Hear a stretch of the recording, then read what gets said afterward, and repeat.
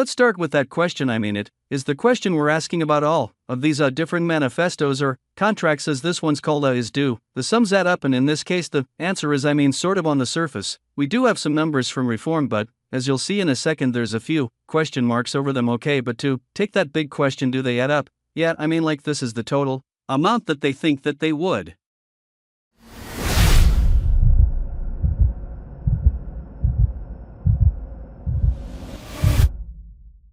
make by bringing money in. Basically, it's mostly spending cuts, and there you've got the money that they want to spend on their various different measures. And first thing to look at is the size of the bars. This one here, 150 billion. Bringing money in is bigger than the money going out. That's quite important. It suggests there's a kind of buffer, suggests it's sensible here. It's fully costed, more than fully costed. But here's the thing now we need to dig into.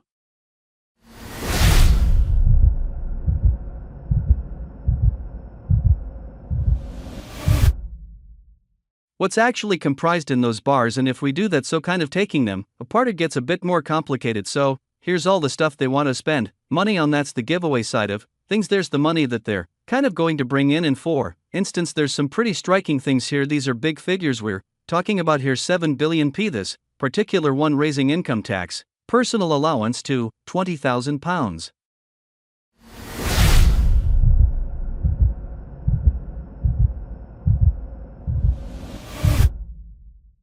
A cutting stamp duty to 0%, below £750,000, a raising inheritance tax threshold, basically abolishing it for anything below 2 million. These are all big giveaways, and for many people will be very attractive, but the issue is, can you actually finance them? And that's where this side of things come in, because you need to actually raise the money to pay for that stuff, and here there are definitely some interesting questions.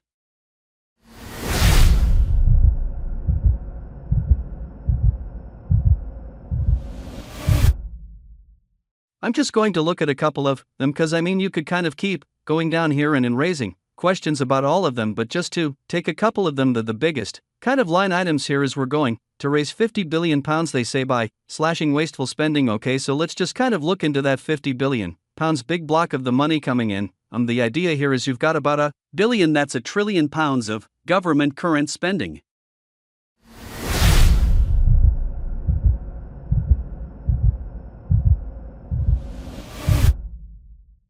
So you've taken debt interest off, you've taken investment off, that's about £1 trillion, and yes, spend saving 5 in every 100 of that would mean 5,050 billion, so that on the surface looks quite good. But here's the thing, okay, there's certain elements of this that might not be quite so easy to cut. So for instance, you've got the state pension, and reform haven't said anything about cutting the state pension, slashing the state pension, that's £140 billion.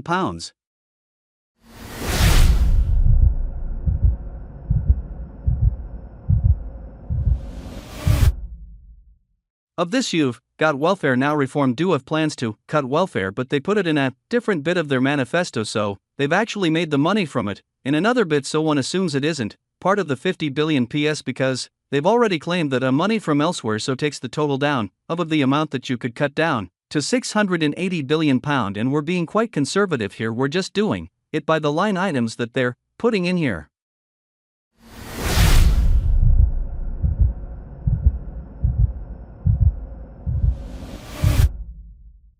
Then you've got defense and international aid. Now they say they want to raise the defense budget, so, and also international aid again they want to cut, but that is included in a different bit of the manifesto, so presumably it's not also being slashed here, because the money is being made elsewhere as well, so get that rid of that as well. Now within this remaining bit, there's quite a lot of stuff that they don't want to cut. For instance, certain bits of health.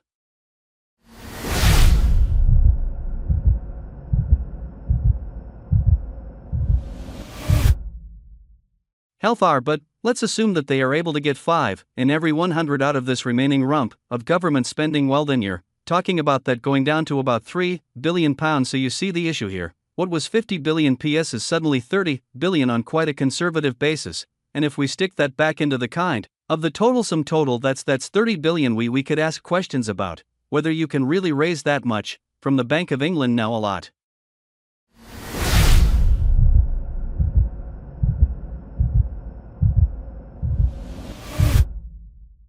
of people have looked at this and they said, actually kind of an interesting idea. They want to change the way that the bank pays its reserves to different Banks, it's a bit of a tax on the banking system, but very unlikely to raise that much money without kind of causing a cataclysm within financial markets. So more realistic assessments of that in line with what people are doing elsewhere around the world takes that down to about £10 billion. And here's the critical thing.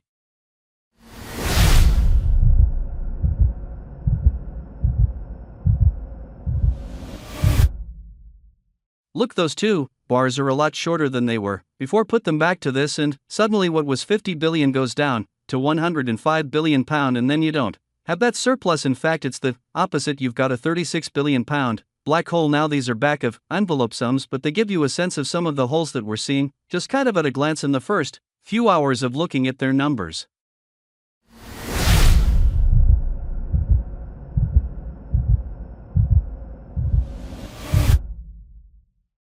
We'll bring you more as we get it, and more of the response from reform. But the final thing to note, okay, here, big picture, the scale of what we're talking about here. This is how much the Labour manifesto basically amounts to in terms of spending plans, in terms of how much money they want to get out the door. That's the Conservative 13 billion p. That's the Lib 27 billion. That is reform. It's multiples, it's many multiples times, it's more than 10 times.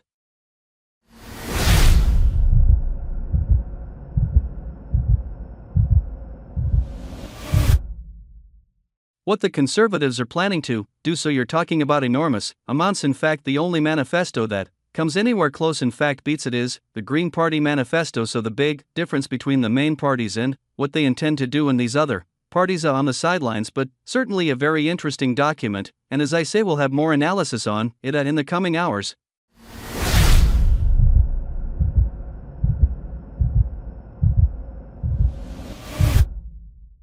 Thanks for watching this video.